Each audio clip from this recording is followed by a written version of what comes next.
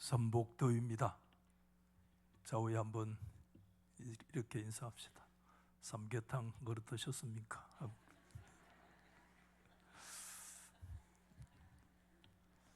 못 드신 분은 5분만 저에게 오시면 제가 사드리겠습니다.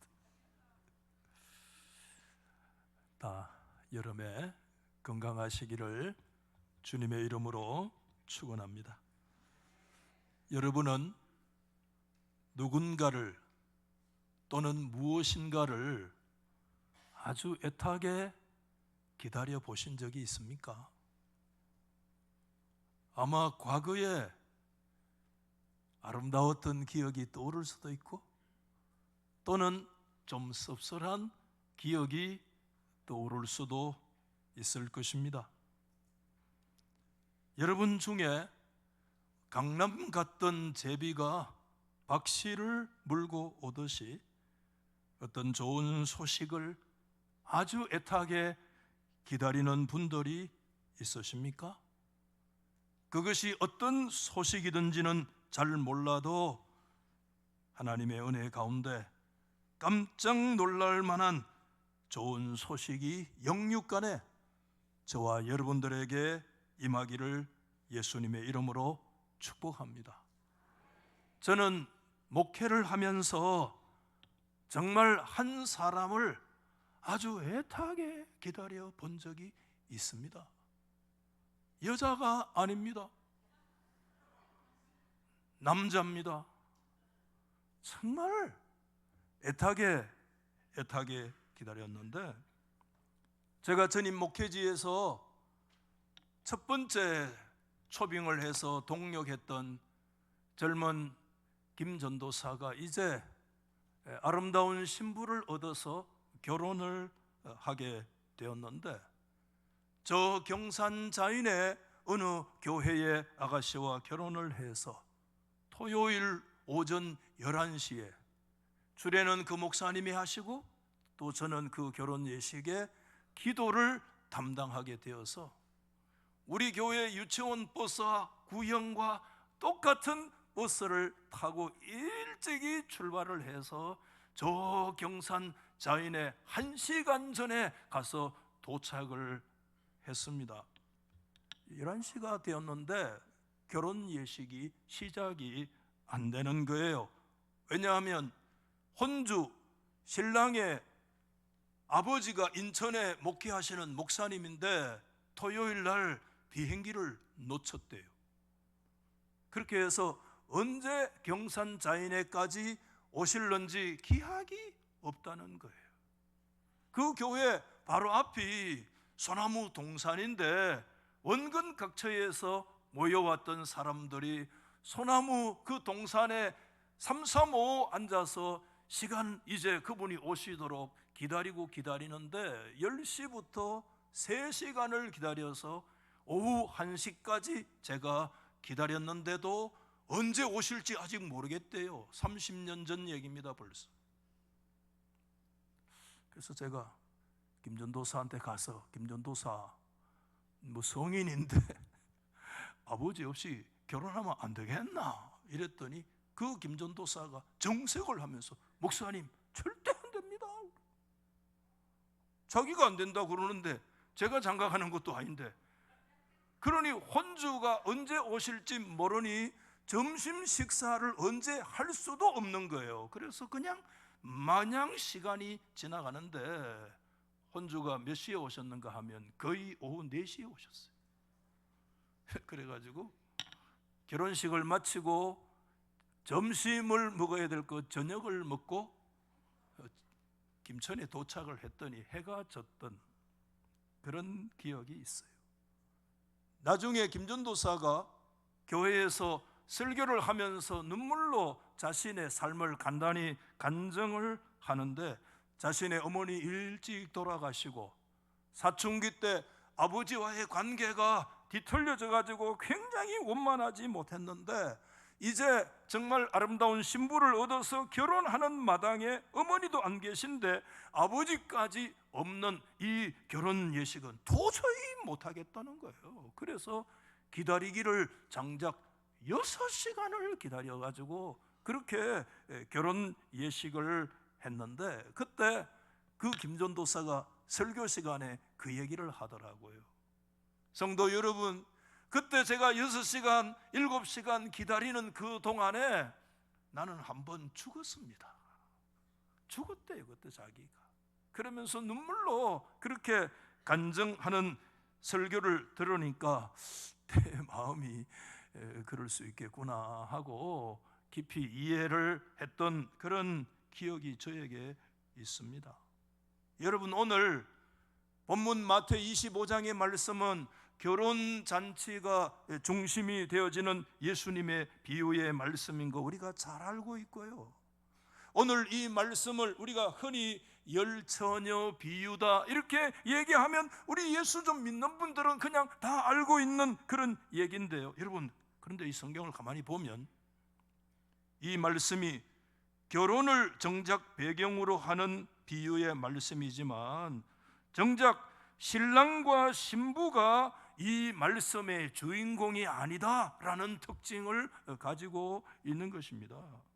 스토리가 짧게 진행이 되지만 이 스토리 안에 신랑과 신부는 거의 등장을 하지 않고 있습니다. 특별히 신부는 한 번도 오늘 이 비유 속에서 나타나지를 않고 있습니다. 아니 목사님, 1절 말씀부터 신랑을 맞으러 등을 들고 나가는 열처녀와 같다고 얘기했는데 신랑 맞으러 가는 열처녀는 그러면 누굽니까? 여러분, 열처녀는 신부가 아니고 신부의 덜러리입니다. 여러분, 한 사람 신랑이 있는데 처녀 10명 있으면 어떻게 될 겁니까? 여러분, 덜러리가 얘기하는 거예요. 여러분, 당시 유대인의 결혼식은 밤에 베풀어진 거 아시잖아요. 신랑을 맞으러 나간 열처녀는 신부가 아니라 신부의 덜러리로 신부의 절친들이 신부를 준비시키고 함께 기다리면서 신랑을 맞으러 나가는 것이 유대의 전형적인 결혼 풍습이었다는 사실이죠. 그래서 신부는 아예 등장하지를 않아요. 그러면 신랑은 어떠냐?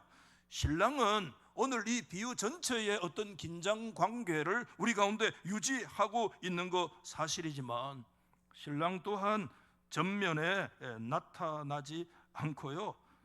신랑은 나중에 딱 한마디 말만 하는 것으로 등장하잖아요.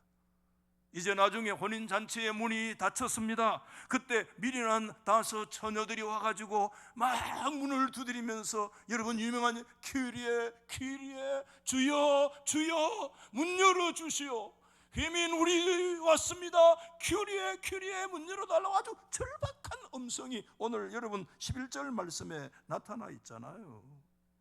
그 절박한 문을 두드리는 kyri에라고 소리 지르는 그 절박한 음성에 딱 이제 신랑의 말이 한마디 등장되는데 그게 12절 말씀이에요. 12절에 진실로 너희에게 이르노니 내가 너희를 알지 못한다 하는 이 말씀은 저 문 안에서 들려오는 신랑의 한마디 음성으로밖에 오늘 이 신랑이 말씀 안에 나타나 있지 않아요. 그렇다면 오늘 비유의 초점이 신랑도 아니고 신부도 아니라면 도대체 오늘 예수님의 이 비유의 초점과 포커스는 어디에 맞추어져 있는가? 그것은 여러분 신랑도 신부도 아니고요, 그 결혼의 10명의 돌러리에게 오늘 이 비유의 초점이 맞추어져 있고, 그러나 그 10명의 처녀들 가운데서인데 슬기로운 5 처녀보다는 오히려 비중이 어디에 더 맞추어져 있는가 하면 미련한 5 처녀에게 더 오늘 이 비유의 포커스가 맞추어져 있기 때문에 좀 더 좁혀서 우리가 굳이 제목을 단다면 열처녀 비유이지만 어쩌면 미련한 5 처녀의 비유다라고 해도 말씀이 되겠다, 이렇게 생각이 되어져요. 그런데 여러분, 우리가 성경을 좀 보려면 때로는요 성경을요 흔들기도 하고 성경을 무시한다는 말 아닙니다. 때로는 성경을 거꾸로 보기, 성경을 때로는 비틀어 보기, 그런 게 때로는 필요하거든요. 왜? 새로운 관점, 또 새로운 그런 것들을 보기 위해서 그런 자세가 때로는 우리 가운데 필요하고 어떤 상상력 이런 것도 필요하거든요. 그런데 오늘 이 비유의 말씀을 다시 들여다보면서 저는 이 비유에서 오히려 관심이 가는 게 뭐냐, 마음이 하나 이해되는 한 사람을 발견했습니다. 초대교회 이후에 여러분, 오늘 이 예수님의 이 열처녀에 대한 말씀을 얼마나 많은 사람들이 설교했고 주석했고 또 가르쳐 왔겠습니까?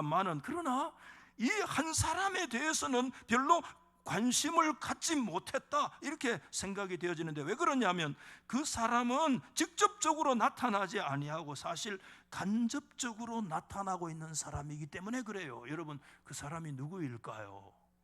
하나님 아닙니다. 간접적으로 나타나 있는, 신랑도 아니고 신부도 아니고 여러분 열처녀 들러리도 아니고, 그러면 누굽니까? 오늘 아주 간접적으로 오늘 나타나 있는 한 분이 있는데, 한 사람이 있는데, 여러분 9절 말씀에 보면 이렇게 얘기합니다. 파는 자들에게 가서, 여기 파는 자가 누구예요? 기름을 파는 사람, 기름 장수. 오늘 어쩌면 말씀에 이 사람의 입장에서 좀 이 성경을 저는 좀 보게 되어졌어요. 나중에 신랑이 왔을 때 미련한 자들이, 설기 있는 자들에게 뭐라고 얘기했습니까? 8절에 얘기했습니다. 우리의 등불이 꺼져가니 너희 기름을 좀 나눠주면 안 되겠냐, 이렇게 얘기를 했을 때, 그때 설기 있는 자들이 뭐라고 대답했습니까? 9절 말씀을 이렇게 되어 있어요. 우리와 너희 다 같이 있으면 다 같이 부족하니까 차라리 누구에게 가가지고요? 기름을 파는 사람에게 가서 너희 쓸 것을 사라. 여기에 나오는 파는 사람, 기름 장수. 여러분, 이 시간에 아마 그 처녀들이 기름을 사러 갔을 거 아닙니까? 파는 사람이 있다고 그랬잖아요. 기름을 사러 가가지고요, 갔던 그날을 한번 저는 성경 연구하면서 상상을 해봤거든요. 그래서 아마 기름 얼마 살 것인지를 그때 기름 장수가 물었을 거예요. 그러나 어느 정도를 사겠다고 이제 처녀들이 대답을 했겠죠. 근데 아마 그때 머뭇거리면서 기름 장수가요, 성경에는 안 나옵니다, 이런 질문을 했을 거예요. 기름 사는데 왜 기름 삽니까? 오늘 기름 사는 용도가 뭡니까? 왜냐하면 그 행색이 보통 어떤 일상적인 것을 위해서 쓰려고 하는 행색이 아니야. 뭐 하려고? 그때 여러분 처녀들이 뭐라고 얘기했게? 결혼식에 쓰려고. 나의 절친이 지금 결혼하고 우리가 그 결혼식에 우리가 초대를 받았고, 신랑을 우리 신부와 함께 기다려야 되고, 횃불을 들고 불을 밝혀서 신랑을 기다려야 돼. 그때 아마 여러분 기름 장수가 이런 얘기를 했을 수도 있어요. 그렇다면 그 정도 기름 사서 안 됩니다. 좀 더 기름 더 사야 됩니다. 그 신랑이 언제 올 줄 모르는데, 밤 몇 시에 돼서 올지도 모르는데, 그러려면 당신이 원하는 이 정도의 기름 가지고는 안 됩니다. 결혼식 우리가 알기 때문에 더 많은 기름을 좀 사놓아야 되고, 좀 여분이 있으면 더 낫지 않습니까? 아마 그렇게 기름 파는 장수가 얘기했을 수도 있어요. 근데 그때 아마 미련한 처녀들은 이런 생각을 했을지도 몰라요. 저 양반이 말이지 뭐 하려고요? 기름 팔아먹으려고 말이야. 기름 팔아먹으려고 수작을 부리는지 그렇게 생각했을지도 몰라. 왜? 언제든지 필요하면 다시 사러면 되지. 당신이 원하는 그런 만큼의 내가 꼭 지금 사야 돼, 수작 부리지 마, 그럴 수도 있을지 몰라요. 기름 장수는 머리를 흔들면서 이건 아닌데 그렇게 말했을지 몰라요. 저는 오늘 이 자리에 제가 서 있는데 이 기름 장수의 심정을 조금은 이해할 것 같아요. 왜 그러냐 하면 목사의 하나님 앞에 부름받은 기능적인 소명이 바로 어쩌면 무엇과 같았냐면 이 기름 장수와 이 영적인 기능이 사실상 같은 존재다, 그런 생각이 들거든요. 여러분, 목사의 가르침의 대부분은 어디에 맞춰져 있습니까? 우리 성도들의 기름과 빛을 충분히 준비하고 사야 된다고 가르치고 설득하는 것이 오늘 목사의 가르침의 목적이, 그게 다 맞춰져 있잖아요. 여러분, 오늘 제가 이 강단에 왜 올라와 있겠습니까? 여러분, 이 더운데 집에서 오면서 생각해 봤어요. 오늘 덥다 진짜. 그래도 우리가 거룩하신 하나님께 오늘 예배 드려야지. 아멘. 하나님의 말씀을 전해야 되고, 또 이 어려운 시 덥지만 하나님의 말씀을 우리 성도들이 믿음으로 받아야 되고, 할렐루야. 하나님께 영광 돌려야 되고, 아멘. 정말 그런 마음으로 오늘 이곳에 앉아 있는데, 여러분 오늘 목사가 이 강단에 서서 무슨 배웁니까? 무슨 쇼하고 연기를 합니까? 아니에요. 오늘 이 목사의 모든 것들은 어디에 맞춰져 있는가 하면요, 기름의 문제, 기름을 살아야 해요. 저와 여러분들의 손에 지금 뭐가 하나씩 들려 있는가 하면 한번 손 들어 보십시오. 손에 아무것도 없는데. 아니에요. 저와 여러분들의 손에 지금 뭐가 있느냐 하면 다 기름통이 하나씩 있다. 기름통이. 아이고 목사님 요즘 기름도 필요 없는데. 그까지 말고 기름통이 하나씩 다 있는데, 여러분 조금씩 오늘 이곳에 있는 분은 그 기름의 양이 다 다르기는 하지만, 그러나 완전히 기름이 비어있고 앵고 있는 사람은 아무도 없어요. 열 처녀 가운데 기름이 완전히 떨어진 사람은 아무도 없었어요. 다 조금씩은 있었어요. 여러분들 정말 오늘 제가 야실에 보면 지금 전부 다 지금 여러분들이 뭘로 보이느냐 하면 기름통을 들고 온 지금 이 기름을 사러 온 처녀들로 보이는 거야. 제가 참 지금. 그래서 제가 오늘 지금 설교 주제가 사실은 신랑이 오시기 전까지 한 가지로 통일되는데, 기름을 사야 합니다. 사되 충분히 사셔야 합니다. 여러분들만 사야 합니까? 여러분, 저 오늘 설교하는 목사인 저도 사야 돼. 야, 이게 목사의 고뇌라. 때로는 여러분, 목사인 자신의 기름통도 채우기가 때로는 힘들 때가 있는데, 하나님 앞에 부름받은 소명이 뭐냐? 그 콜링이 성도들을 향해서 기름을 사고 대고 얘기하라는 거야. 자기도 때로는 통이 말라갈 때도 있는데, 여러분, 이게 목사의 고뇌예요 사실. 여러분 오늘 무슨 날입니까? 주님의 날인 줄로 믿습니다. 우리가 하나님 앞에 예배를 드리기 위해서 오신 줄로 믿습니다. 오늘 우리가 봉사하러 왔습니까? 뭐를 체크하러 왔습니까? 그런 분 없지요. 설교를 오늘 또 잘하네 못하네 이렇게 OX로 하시려고 오실 수 있습니다. 좋습니다. 그러나 여러분 한 가지 해야 됩니다. 오늘 이곳에 오신 우리 사랑하는 성도 여러분, 오늘 이 시간에 받아야 할 기름을 통해 받아야 할 사명이 저와 여러분에게 있다는 것을 놓치지 않으시기를 주의 이름으로 축원합니다. 지금 여러분 다른 거 보지 마세요. 여러분의 손에 들려져 있는 여러분의 그 말통을 보십시오. 여러분의 기름통을 보십시오. 그 기름통에 기름이 어느 정도로 채워 있는지를 나는 몰라요. 여러분이 아십니다. 여러분이 아세요. 지금 정신을 차려 기름통을 지금 채워라 가는데 자고 앉았다 지금. 눈을 떠요. 옆에 사람은 지바가 정신 차려라. 기름을 써야 되는데 지금 입을 벌리고 자고 있나? 지금 안 자고 있는데 지금. 여러분, 미련한 처녀들이 밤에 허겁지겁 달려가서 문을 두드리며 필사적으로 기름을 살려고 했을 때 그때 기름 장수가 무슨 생각이 들었을까? 그런 생각을 가져보기도 합니다. 목사는 상인의 감정을 잘 알고 있습니다. 여러분, 우리가 사람이 살아가면서요, 여러분 시편 23편의 말씀이 다윗의 위대한 고백이잖아요. 여호와는 나의 목자시니, 마지막 6절 말씀에 내가 여호와의 집에 영원히 거하리로다. 이것이 우리 성도들의 궁극적인 믿음과 신앙의 완성인 줄 믿습니다. 하나님의 집에 영원히 거하는 그날이 속속들이 옵니다, 우리 가운데. 여러분, 그러나 여러분 여호와의 집에 영원히 거할 때까지 우리의 인생에 걸어가는 그 길에는 어떤 길이 있느냐? 때로는 푸른 초장 쉴만한 물가로만 있는 것이 아니라 때로는 사망의 엄침한 골짜기를 우리가 지나갈 때가 있습니다, 여러분. 아멘. 사망의 엄침한 골짜기를 지나가요. 그때 여러분 그 죽음의 골짜기, 그 고난의 골짜기, 그 십자가의 골짜기, 여러 가지 시험의 골짜기, 때로는 인생의 질병의 골짜기, 정말 캄캄해서 전후 좌우가 보이지 아니하고 하늘이 무너진 것 같은 그런 시련과 고통과 눈물의 골짜기를 우리가 지나갈 때가 있습니다. 미안하지만 그때는 여러분, 그 골짜기는 깊어요. 그 골짜기는 사망과 죽음의 골짜기라 얼마나 깊은지 몰라요.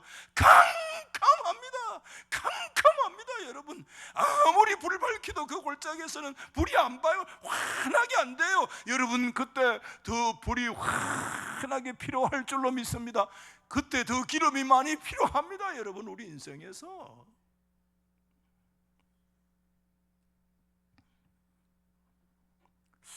언젠가 아마 저 다른 교회 같아요. 제 마음속에 남아있는 작은 아픔인데, 그게 뭔가 하면 그때 뭔 내용인지는 모르는데 그냥 그 아픔으로만 남아있는데, 어떤 성도의 가정에서 따님이 그때 무슨 결정인지도 모르겠는데 제 머릿속에 아픔으로 남아있어요. 우리 교회 아니야, 다른 교회야. 근데 그 뭘 중요한 결정을 하는데 부모님이 볼 때 그 따님이 그런 결정하면 안 됐어 그때.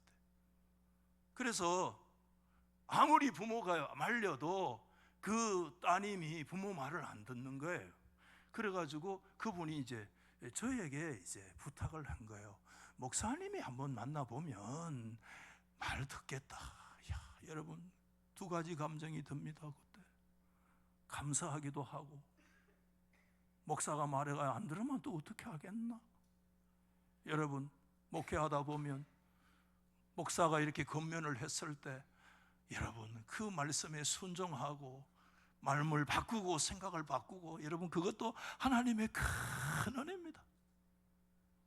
그래가지고 목사님이 좀 만나와가지고 그렇게 하면 안 되겠냐, 눈물로 이런 목사가 만나가지고 뭐 그렇게 만나봤어요. 제가 한번 물어봅시다. 그분이 마음을 바꾸었을까요? 안 바꾸었을까요? 마음을 바꾸었을까요? 안 바꾸었을까요? 믿음이 없다. 말이 맞아요. 그날 그분이 마음을 안 바꾸었어. 나중에 시간이 지나서 그분이 얼마나 섭섭했으면 목사를 향해서 책망하듯이, 목사님은 할 줄 알았습니다. 제가 미안합니다. 죄송합니다. 내 말도 안 듣대. 그게 막 책망을 하니까 나도 좀, 목사도 못됐거든. 말을 안 해서 그렇지.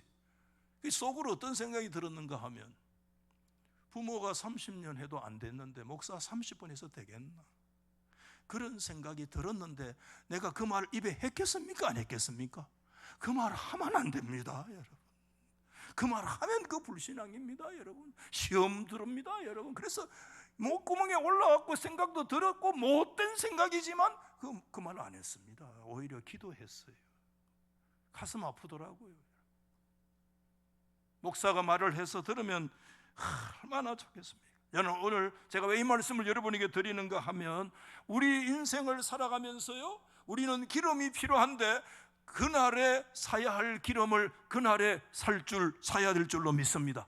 그 달에 사야 할 기름은 그 달에 사야 하고요, 그 해에 사야 할 기름은 그 해에 사야 하고요, 우리의 인생의 발달 과정에서 여러분 30대, 20대에 사야 할 기름이 있습니다. 그때 하나님 앞에 그 기름을 사야 합니다. 우리 청년들도 40대, 50대 우리가 중년을 살아가면서 하나님께서 사야 할 우리의 기름이 있습니다. 40, 50대 그때 그 기름을 사야 합니다. 60대, 70대에 우리 인생에도 하나님의 기름이 필요합니다. 그 노년기에도 하나님 앞에 우리가 기름을 사야 될 줄로 믿습니다.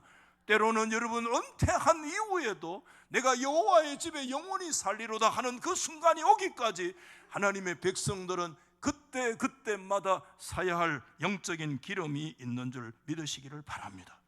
그때 우리가 환난의 역사가 다가올 때 우리가 그때의 기름을 우리가 쓰기 위해서 충분히 구입하고 충분히 그때마다 우리가 사야 하는 것입니다. 여러분, 미련한 다섯 처녀들은 기름 좀 많이 사라고 얘기했을 거야. 아마 결혼식에 그 정도 기름 가지고 안 될 건데 라고 분명히 기름 장수가 얘기했을 거야.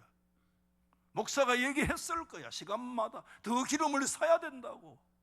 그런데 아마 수작 부린다고, 언제든지 살 수 있는데 저거 왜 그러냐고 하면서 아마 거절했을지 몰라요. 오늘 아니면 내일 필요하면 가서 그때 가서 사면 안 되냐고. 그것이 언제나 기름을 살 수 있다는 생각이 그들을 더 나태하고 게으르게 만들었는지 모릅니다. 오늘 아니면 내일 사면 되고, 마음만 먹으면 언제든지 교회 갈 수 있고, 언제나 성경 공부할 수 있고, 언제든지 봉사할 수 있고, 언제든지 하나님께 나아갈 수 있고. 아닙니다 여러분. 삶의 기회가 언제든지 저와 여러분에게 주어지는 거 아닌 줄 믿으시기 바랍니다. 저 형님 얘기 또 해서 미안합니다만 자꾸 얘기하게 되는데 너무 요새 충격을 많이, 조금 우울증이 있어. 제가 그것 때문에 불신앙인지 모르겠어요. 점심 먹고 돌아선 형님이 그 염하는 실에 그 입을 딱 다물고 모습 그대로 그 차가운 알루미늄 바닥에 그 누워 있을 거라고 저는 상상 못했어요. 조카하고 점심 먹고 돌아서 30분 만에 그러다가 그 누워 있는 그 상상 못했어요. 저 통곡했고 조카도 통곡했어요. 형님 이래 가면 안 되는데, 외삼촌 이래 가면 안 되는데, 밥 먹고 헤어졌는데 왜 여기 누워있냐고. 우리가 그런 일 없어야 됩니다. 그러나 오늘 제가 말씀드리는 목적이 뭐냐 하면, 여러분 next time, 내일, tomorrow는 나의 날이 아닙니다. 그것은 전적으로 하나님의 날인 줄 믿으시기 바랍니다. 하나님의 날입니다 여러분. 내일은 하나님의 날입니다. 그것은 나의 날이 아닙니다. 내일 시간의 주인은 살아계신 하나님이 우리 인생의 주인이십니다. 오늘 하나님 앞에 사야 할 은혜, 이 시간 now, 오늘 이 시간에 우리가 하나님께 사야 될 줄로 믿습니다. 여러분 고린도후서 6장에 말씀했습니다. 사도 바울은 보라, 여러분 지금이, 여기 지금은 오늘입니다. 오늘이 은혜의 때인 줄 믿으시면 아멘. 오늘이 구원의 날인 줄 믿으시면 아멘. 우리 성도들 의식적으로 한번 아멘 합시다. 아멘. 오늘 이 시간이 하나님의 은혜의 시간인 줄 믿으시면 아멘. 오늘 하나님 앞에 받아야 될 은혜의 시간인 줄 믿으시면 아멘. 지금도 내일 받으면 되지. 안 됩니다. 다른 목사 설교 듣고 받으면 되지. 미안하지만 안 됩니다.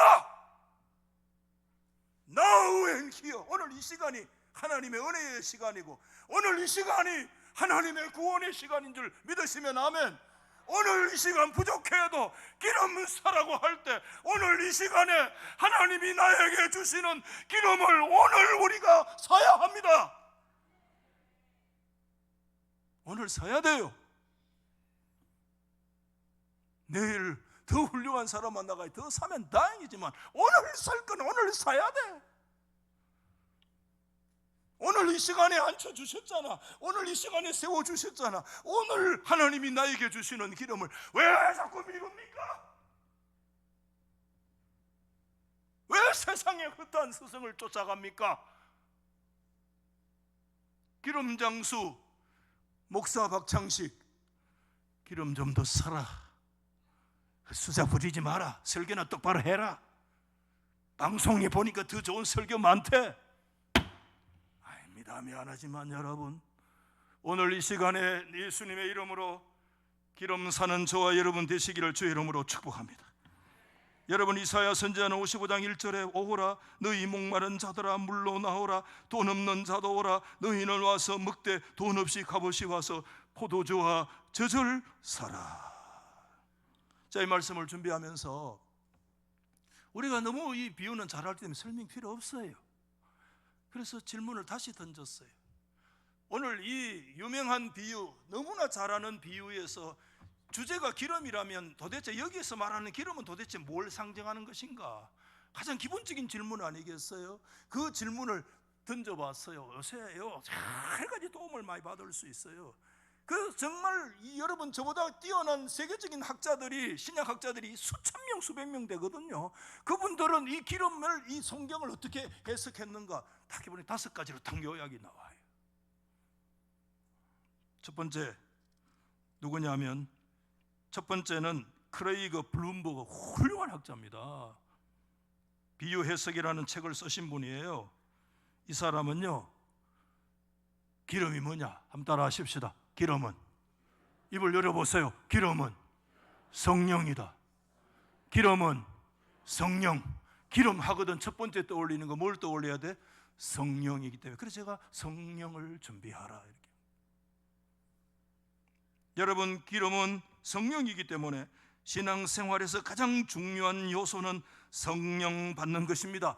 그래서 블룸버그는 여기서 이렇게 강조했습니다. 이 비유에서 주님이 말씀하시는 그 강조점이 뭐냐면 성령님의 지속적인 임재와 그 성령의 지속적으로 그것을 준비하는 지속적인 것이 중요한 것이다.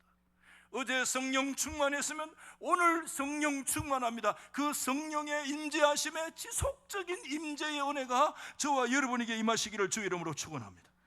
그래서 여러분, 이 말씀이 생각나요. 여러분, 요한계시록에 에스부두, 사벨라, 에베소부터 라오디게아 교회까지 7교회에 반복적으로 주신 7가지 말씀이 나오잖아요. 똑같은 말씀이 반복적으로 나오는데 너무 반복적으로 정말 하나의 후렴구이기 때문에 그냥 지나갈 수 있는 말씀인데 아니에요.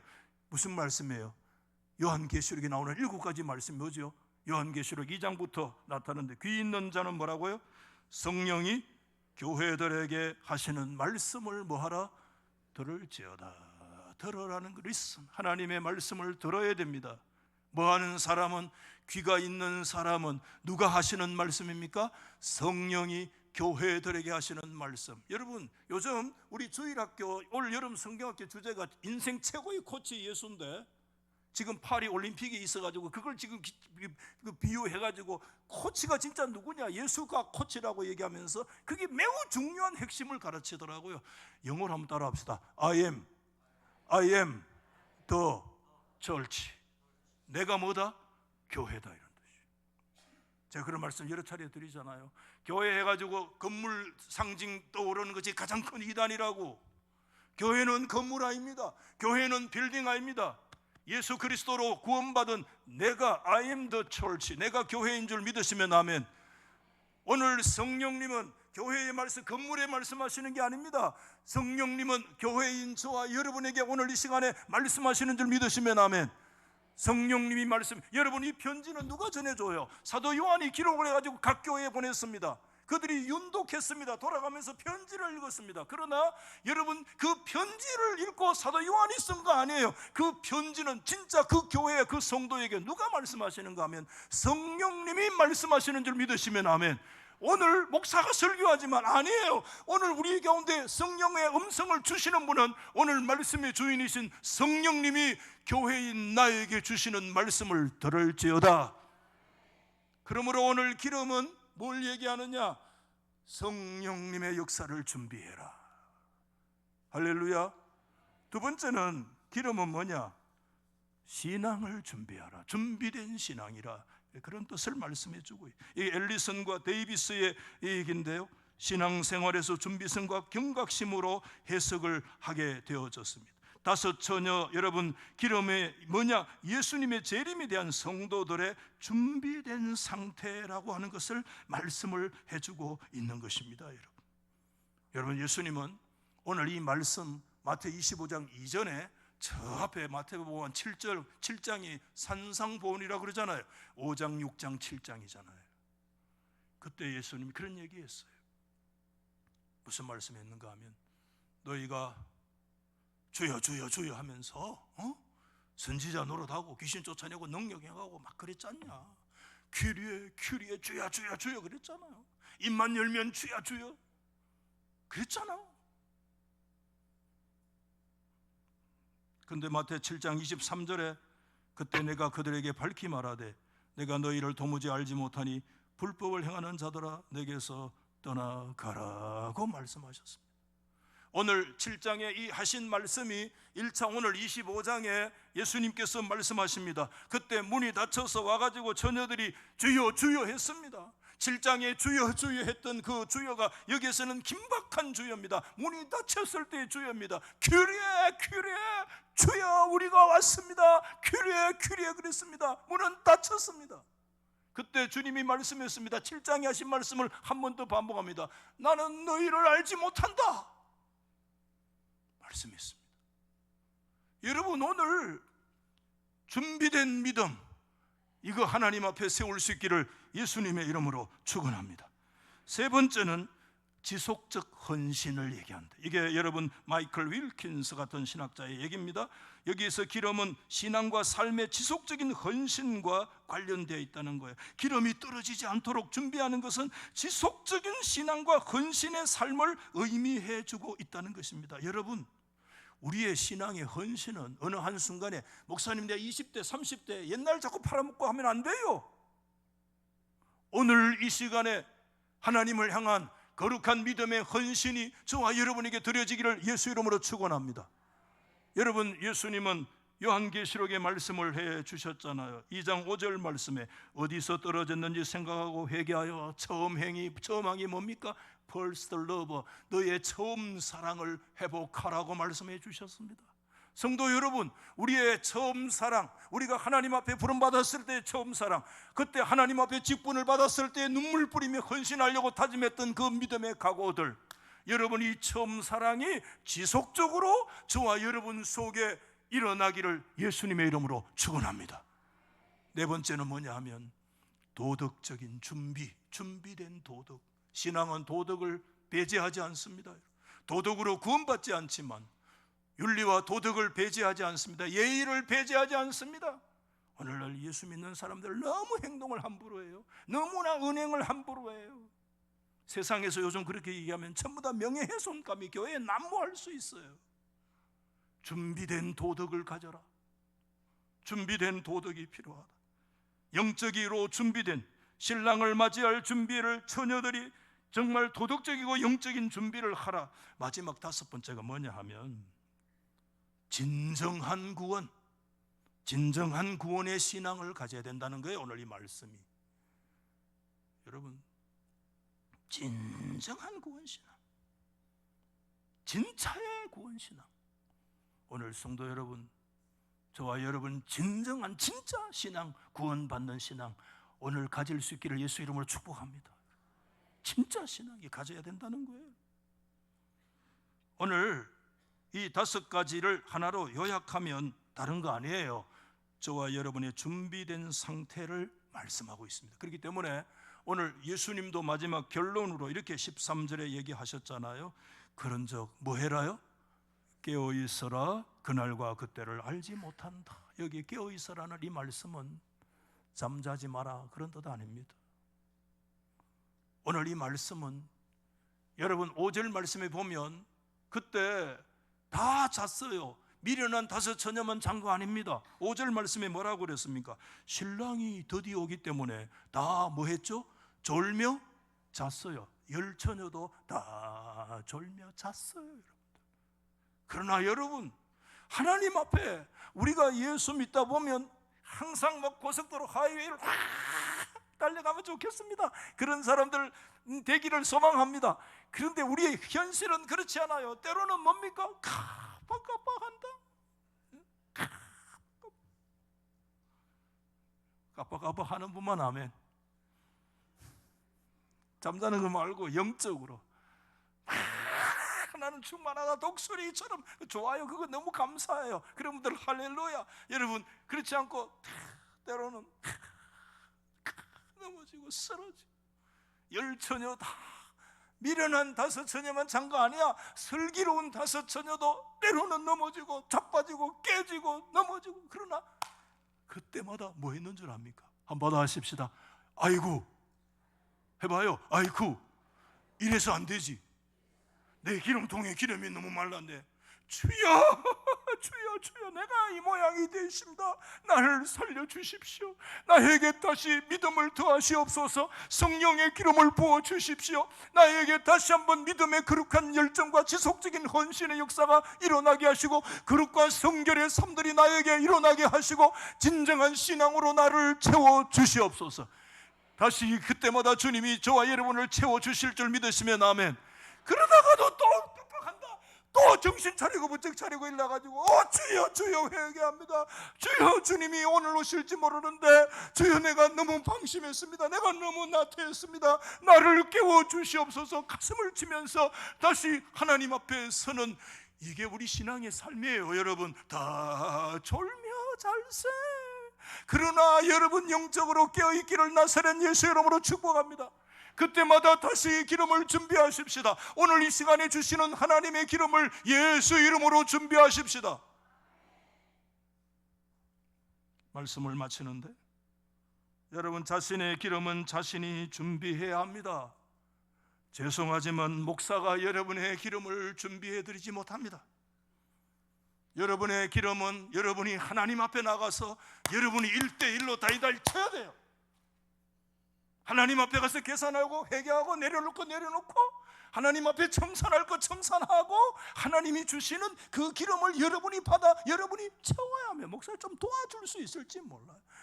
신령한 목사 기름이 충만해가지고, 아이고 당신이 기름 한 통 가져온다, 내 발 부어줄게. 아이고 그러면 얼마나 좋겠노. 마누라 기름이 충만해가 인마 시원찮은 남편 하나 한 통 부어줘봐, 얼마나 좋겠노. 못 나눠줍니다. 못 나눠줍니다. 사야 될 사람에게 가서 사라고 얘기합니다. 우리의 믿음은 나에게도 부족해, 나에게도 깜빡깜빡해.